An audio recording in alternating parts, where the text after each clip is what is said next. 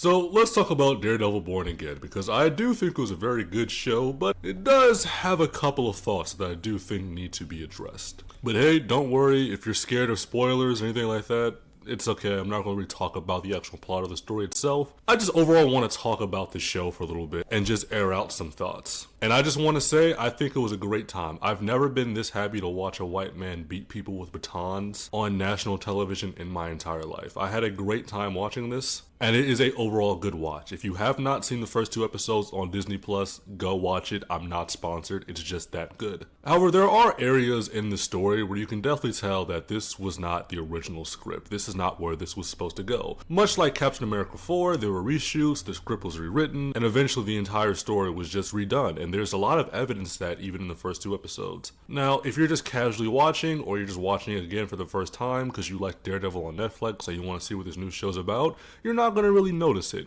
But you can definitely see the ghost of the original script still haunting this project to this day. Albeit, it's not as glaring as it was in Captain America 4, but nonetheless still noticeable. Another problem I had was the blend of CGI and practical effects. I believe the Netflix series relied heavily on practical effects, and I guess that's what a lot of people were expecting, because that's what made the original Daredevil show on Netflix so good, the use of practical effects. He felt grounded. One of the reasons why people complain about Ben Affleck's Daredevil is because he was like somersaulting off of fucking rooftops, and it's like, how does Matt survive that? But even here, I think when there is CGI used in this show, it's never done to the extent where you think he's a fucking super soldier. It's just done to the extent that, oh, this is a very skilled acrobatic human, and I kind of do like that. Also, the CGI is not terrible. There is a lot of use of CGI green screen, but it's an MCU project. You kind of just gotta get used to that at this point. But once again, it's watchable. It's not like schlop. Daredevil Born Again doesn't feel like this was just made so Marvel could have an excuse for a tax write-off at the end of the fiscal year. One of the last big problems that I want to get out the way before I start talking about the good stuff is that the cast feels unfamiliar with themselves. In the sense that it's been a very long time since these actors have like reprised these roles, since they stepped foot into these characters. And a lot of them forgot the emotional impact that they once had. More so, you feel that a lot when they're on screen together. It just doesn't feel like the same Matthew and Foggy that did this scene right here.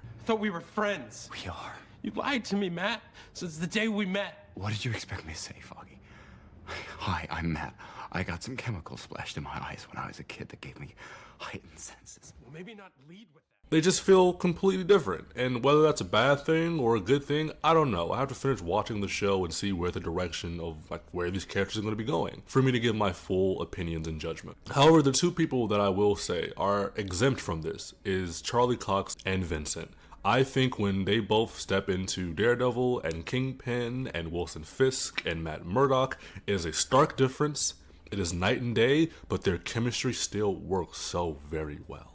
Also, if you're a big fan of the Punisher TV show, you're gonna really love the atmosphere of this show. Daredevil Born Again took a lot of atmosphere from the Punisher Netflix show and the Defenders. I will say it feels like a mesh of those two, more than the actual Daredevil show. It feels like a mesh of Punisher and the Defenders show in terms of like tone and atmosphere. It doesn't really feel like Netflix Daredevil, but that's what I feel with that. But not saying that as a bad thing, I think it works very well in this new MCU-ified Daredevil setting. That's probably my last thing I want to talk about. Is the MCU ruining this franchise? No. Does this feel like an MCU project? No. But it definitely doesn't feel like a Netflix project. It's a sort of gray line in between, but it's not terrible. Once again, I feel like that's what I feel about this show. It's only the first 2 episodes out that I've seen, but so far, nothing feels terrible. Nothing feels bad. I kind of do like that, and it's giving me a little bit of optimism and hope. And hey, I know that you are a huge fucking nerd, and if that's the case, great, I am too.